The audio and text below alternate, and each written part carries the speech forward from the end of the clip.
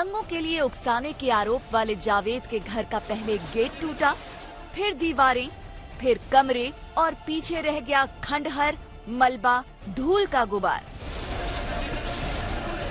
ये खंडहर सिर्फ एक मकान का गिरना नहीं, बल्कि योगी राज में कानून का इश्तिहार है, जिस पर साफ साफ लिखा हुआ है, जो कानून व्यवस्था को छेड़ेगा, कानून उसको नहीं छोड़ेगा।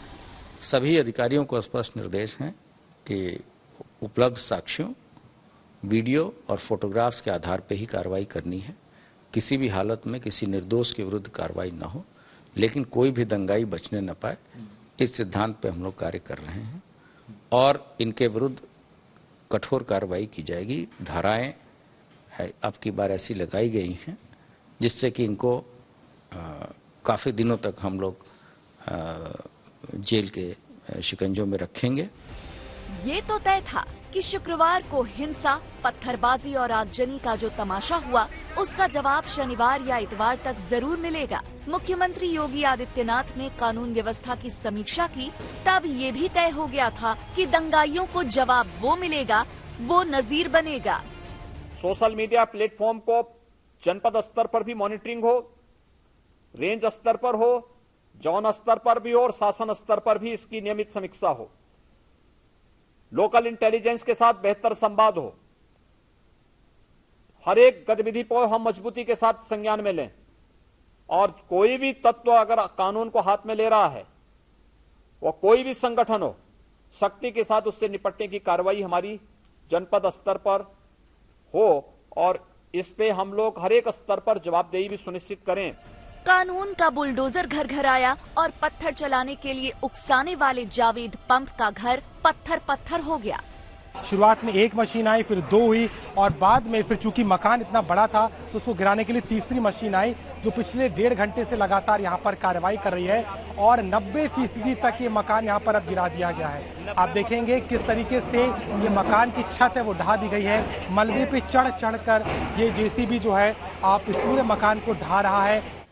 जावेद प्रयागराज के अटाला में रहता है। टुल्लू पंप का कारोबारी होने की वजह से इसके नाम के साथ पंप जुड़ गया, लेकिन पंप से पानी की समस्या को खत्म करने वाला कब हिंसा के पत्थर बांटने लगा, इसकी पूरी जांच चल रही है। Javed pump welfare party of India का प्रदेश महासचिव है। पुलिस ये खोज रही है कि ये कैसा वेलफेयर था जिसने लोगों के हाथ में पत्थर और दिमाग में नफरत भर दी। पुलिस को जावेद पंप के मोबाइल से कई सबूत मिले हैं। भड़काऊ बयान की कई क्लिपिंग मिली हैं, जिनका कनेक्शन 10 जून को प्रयागराज में हुई हिंसा से है।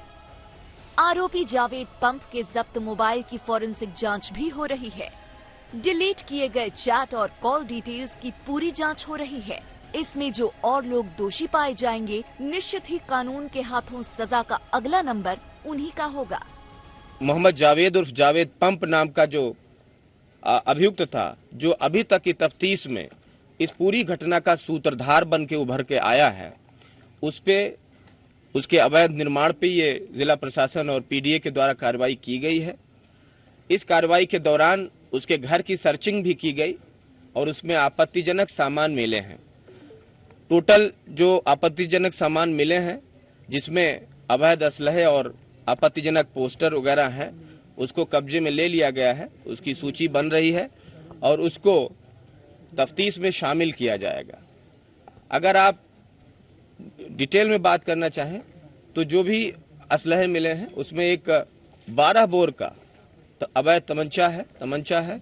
इसके अलावा 315 बोर का एक तमंचा है और कई कारतूस बरामद हुए हैं। कुछ कागजात बरामद हुए हैं जिसपे माननीय न्यायालय पर तल्ख टिप्पणी और आपत्तिजनक टिप्पणी इस मोहम्मद जावेद उर्फ जावेद पंप के द्वारा किया गया है। इन सभी चीजों को ऑन रिकॉर्ड लिया जाएगा और इनको सबूतों में शामिल किया जाएगा, ताकि सबूतों के साथ अच्छी लिखा पढ़ी करते हुए माननीय न्यायालय के समक्ष इन सभी चीजों को पेश किया जा सके। जावेद पर आरोप है कि 10 जून को जो हिंसा हुई वो उसका सूत्रधार है। 10 जून की साजिश का वो मास्टरमाइंड है। उसका घर जो आज खंडहर है, वो भी नक्शे के हिसाब से ठीक नहीं था। अवैध निर्माण वाले घर का हिसाब तो हो गया, लेकिन साजिशों का हिसाब अभी और बाकी है। लगातार कार्रवाई जारी है। 12:30 बजे इसकी शुरुआत हुई थी और आप जेसीबी, 3 बुलडोजर यहाँ पर लगातार काम कर रहे हैं, लेकिन जिस बड़ी मशीन के आने के बाद में जो रफ्तार है वो तेज पकड़ी। आप देखिए इस समय की क्या स्थिति है, छत तक वार कर दिया गया है, पहली छत पर को ढाने की यहाँ पर कोशिश है। यहाँ पर आप देखेंगे किस तरीके से जो पहला माला है वो ध्वस्त होता जा रहा है और लगातार जो है ये कार्रवाई तेज कर दी गई है। आप हमें लगता है अब लगभग 2.5 घंटा हो चुका है इस कार्रवाई को, और अगर इस रफ्तार से चलेगा तो अगले 1 घंटे में ये कार्रवाई 1 से 1.5 घंटे में लगभग पूरी कर ली जाएगी। प्रयागराज में घर घराते बुलडोजर की आवाज में उत्तर प्रदेश के उन जिलों से आने वाली बुलडोजर की आवाज भी मिल चुकी है जहां जहां दंगाइयों ने पत्थर उठाए। कानपुर के दंगाइयों को याद रहेंगे ये खंडहर, सहारनपुर के बलवाइयों को याद रहेगी ये कार्रवाई, लखीमपुर खीरी के दोषी भूलेंगे नहीं बुलडोजर की ये धमक। ये तस्वीरें सिर्फ शुरुआत हैं कानून की तरफ से दंगाइयों को जवाब देने की। अभी कानून की और बड़ी और कार्रवाई बाकी है। हिंसा के निशान अभी कई और शहरों की दीवारों पर लगे हैं। उन दीवारों को गिराने के लिए भी और बुलडोजर तैयार हो रहे हैं।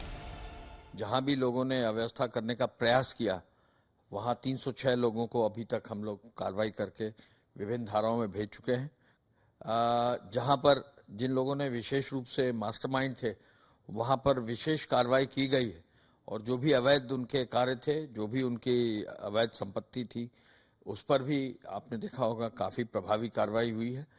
और हम तो फिर से कहना चाहेंगे कि सभी धर्मगुरुओं से जो है जिला प्रशासन, पुलिस लगातार वार्ता कर रहा है, सभी लोगों से जो है बातचीत कर रहा है, लोग शांति व्यवस्था बनाए रखें। बुलडोजर चला है तो सियासत की गाड़ी भी दौड़ पड़ी है। बुलडोजर क्यों चला, कैसे चला, चलना चाहिए था या नहीं, सवाल उठे और जवाब भी दिए जा रहे हैं। कड़ी कार्रवाई करनी चाहिए क्योंकि हिंसा का कोई स्थान लोकतंत्र में नहीं है। आप अपनी बात रख सकते हैं, लेकिन पथराव करके और तोड़फोड़ करके इसका कोई हल नहीं निकलता है। और जो लोग इसमें शामिल हैं, जो अपना राजनीतिक लाभ उठाना चाहते हैं, कोई समाज को बांटना चाहता है, इनके चेहरे भी बेनकाब करने चाहिए और इनको कड़ी से कड़ी कार्रवाई भी करनी चाहिए और हर राज्य को करनी चाहिए। मेरा तो एक ही प्रश्न है प्रशासन से, शासन से, कि कोई एक व्यक्ति यदि कोई जुर्म करता है तो पूरे परिवार को सजा क्यों मिले? जिसने अपराध किया उसको दंडित करिए, फांसी पे चढ़ा दीजिए, लेकिन उन निर्दोष परिवारों को दंड क्यों दे रहे हैं? आखिर जब मकान तोड़ा जाता है तो उसमें तो अकेला थोड़ी पूरा परिवार रहता है। और कौन सा कानून है भाई? बहरहाल एक दिन के कुछ घंटे दंगाइयों के थे, अब हर बीतता दिन कानून का है। जो चोट खून बहा वर्दी का, जो चोट लगी शांति व्यवस्था पर, जो हमला हुआ कानून के राज पर, उसका जवाब बुलडोजर दे रहा है। जावेद पंप को पहला सबक मिला है, कई और नाम लिस्ट में जुड़ चुके हैं। बारी बारी साजिश का जवाब जारी। और ये मकान आप देखेंगे जो अभी कुछ घंटों पहले तक यहाँ पर पूरी तरीके से नजर आता था, जावेद मोहम्मद का ये आवाज था, और यहाँ पर कहीं ना कहीं जिस तरीके की कार्रवाई की गई, पूरे मकान को यहाँ पर अब निस्तनाबूद कर दिया गया है और ये पूरी तरीके से यहाँ पर अब मलबे की शक्ल में दिखाई देता है। दावा किया गया था पहले ही कि अपराधियों के खिलाफ योगी सरकार का बुलडोजर चलेगा। कल मुख्यमंत्री ने कड़े तौर पर इसके आदेश दिए थे, नोटिस चस्पा किया गया था, 11 बजे तक की मोहलत थी, लेकिन उस मोहलत तक कुछ नहीं हुआ। तभी 12 बजे के बाद यहाँ पुलिस फोर्स आ गई और बड़ी संख्या में सुरक्षा बल की मौजूदगी में इसे ढाया गया। कोई विरोध नहीं हुआ, शांतिपूर्ण तरीके से ये प्रक्रिया हुई। आस पड़ोस से कोई भी व्यक्ति यहाँ पर नहीं मौजूद था, जो भीड़ थी उसे हटा लिया गया और उसके बाद में जावेद मोहम्मद के इस मकान को, जिसके दम पर और जिसके अवैध निर्माण को लेकर के नोटिस चस्पा किया गया था। ब्यूरो रिपोर्ट, आज तक। 3 जून को जुमे की नमाज के बाद कानपुर सुलग उठा था। कानून ने कड़ी कार्रवाई की और सब काबू में आ गया। 10 जून को फिर से शुक्रवार था, लेकिन उत्तर प्रदेश शासन और प्रशासन के हिसाब से कानपुर कार्रवाई के बाद सब कुछ नियंत्रण में चल रहा था। प्रयागराज समेत कई जिलों के जिम्मेदार लोगों ने शांति का वादा भी किया, लेकिन जैसे ही हिंसा, आगजनी, पुलिस पर प्रहार के साथ वादा खिलाफी हुई, मुख्यमंत्री योगी आदित्यनाथ ने पुलिस को सख्त से सख्त कार्रवाई करने की आदेश तुरंत दे दिए। हर एक गतिविधि को हम मजबूती के साथ संज्ञान में लें और कोई भी तत्व अगर कानून को हाथ में ले रहा है, वो कोई भी संगठन हो, सख्ती के साथ उससे निपटने की कार्रवाई हमारी जनपद स्तर पर हो।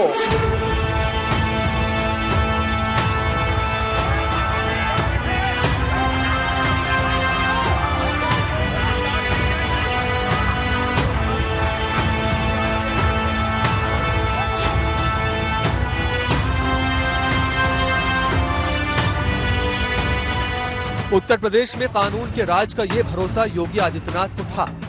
10 जून को जब ये भरोसा टूटा तो मुख्यमंत्री योगी आदित्यनाथ का सब्र भी चुक गया। सख्ती के साथ उससे निपटने की कार्रवाई हमारी जनपद स्तर पर हो।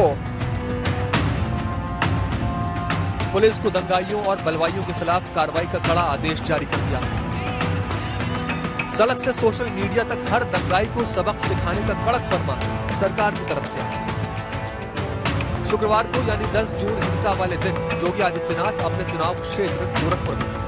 उन्हें कानपुर में दंगाइयों पर हुई सख्त कार्रवाई और उसके बाद मुस्लिम संगठनों की तरफ से दिए गए आश्वासनों के बाद संतुष्टि नहीं होगी कि कम से कम उत्तर प्रदेश में शुक्रवार शांति से बीतेगी। लेकिन नमाज के बाद वैसा हुआ नहीं। उत्तर प्रदेश के कम से कम 9 जिलों में हिंसा, उपद्रव और कानून को चुनौती देने वाली घटनाओं की खबरें सामने आई। पूरा उत्तर प्रदेश चंद घंटों के अंदर सुलगने लगा। प्रयागराज को छोड़कर कई और जिलों में बलवा हुआ और कुछ घंटों में शांत हो गया।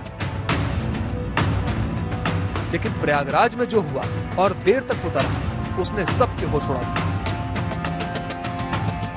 प्रयागराज में तेज तर्रार पुलिस अधिकारियों में गिने जाने वाले एडीजी प्रेम प्रकाश मोर्चा संभाले हुए थे। लेकिन जिस तरह हालात बिगड़ते जा रहे थे वो हैरान थे। गोरखपुर से मुख्यमंत्री लखनऊ तय समय से जल्दी लौटा और अधिकारियों की मीटिंग बुला ली। निर्देश साफ था, बेगुनाह को छेड़ा न जाए, लेकिन जो गुनहगार हो उन्हें ऐसा सबक सिखाया जाए जो हमेशा याद रहे। वही हो रहा है, एक एक दोषी चुन चुनकर पकड़ा जा रहा है, सजा मिल रही है। बुलडोजरों का कारवां शहर शहर आगे बढ़ रहा है। शासन और प्रशासन के निशाने पर अब वो भी है जिनके इशारे पर चिंगारी भड़की। रडार पर वो भी है जिन्होंने समाज के जिम्मेदार व्यक्ति होने की जिम्मेदारी से मुंह मोड़ लिया। योगी राज में बुलडोजर अपराधियों और सांप्रदायिक सौहार्द बिगाड़ने वाले गुनहगारों के खिलाफ इंसाफ का प्रतीक बन चुका है। दंगा कुछ घंटों तक चला था, कार्रवाई दिनों तक चली।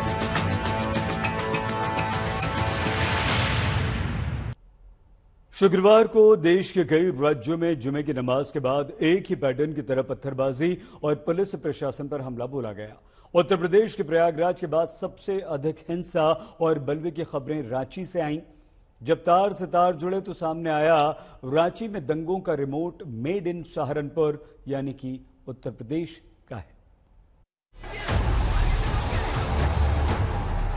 अगर कोई शहरों को ना पहचाने तो दोनों तस्वीरें किसी एक शहर के किसी एक मोहल्ले की ही लगती हैं। लेकिन एक तरफ झारखंड राज्य के रांची की तस्वीरें हैं और दूसरी तरफ उत्तर प्रदेश के सहारनपुर की। दोनों शहरों के बीच की दूरी है 1500 किलोमीटर, लेकिन दंगाइयों ने दोनों शहरों को साजिश के एक तार से बांध दिया।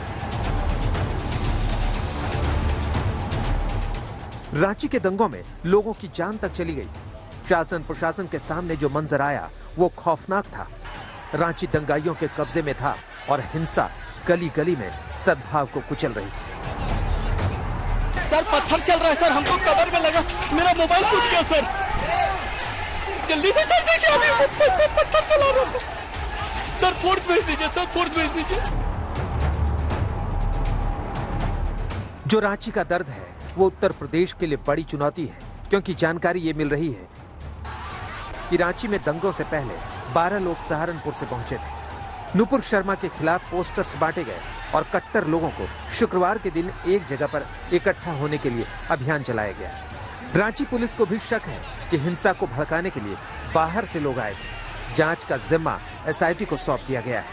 रांची के सड़कों पर ये पेट्रोलिंग की जा रही है उसी इलाके में जहां पर शुक्रवार को हिंसा हुई थी। प्रदर्शन शुरू हुआ और उसके बाद हिंसक झड़प में तब्दील हो गई। 2 लोगों की मौत, कई सारे लोग घायल, जिसमें पुलिसकर्मी भी थे। और पेट्रोलिंग के जरिए उन शरारती असामाजिक तत्वों को मैं संदेश देने की कोशिश की जा रही है और ये कोशिश की जा रही है कि दोबारा उस पूरी घटना की पुनरावृत्ति ना हो। अब इस पूरे मामले की जांच के लिए SIT गठित की गई। IAS ऑफिसर, उसके साथ एक IPS ADG लेवल रैंक के ऑफिसर को इसमें लगाया गया है। सहारनपुर का कनेक्शन अगर रांची के दंगों तक कड़ी दर कड़ी जुड़ता है तो ये उत्तर प्रदेश शासन प्रशासन के लिए भी बहुत बड़ी चुनौती है कि यहाँ ऐसे लोगों का नेटवर्क कौन चला रहा है जो पूरे देश में हिंसा के प्रायोजक है। रांची प्रशासन की चिंता भी यही है कि यूपी से कौन लोग आए थे। उन लोगों को चिन्हित करने की कोशिश कर रहे हैं जो लोग इसमें समाज के सद्भाव और शांति को खराब करने की कोशिश किया और उसके उपरांत जो लोग इनडायरेक्ट थे या पर्दे के पीछे थे या जो कहीं ना कहीं इसको इंस्टिगेट कर रहे थे, हम लोग उस तक भी पहुंचने की कोशिश कर रहे हैं। साथ ही अभी जो है स्थिति शहर की सामान्य है और इंटरनेट सेवाएं फिर से अप्लाई कर दी गई है। सर्विस प्रक्रिया पूर्ण सर्विसेज दी जा रही है।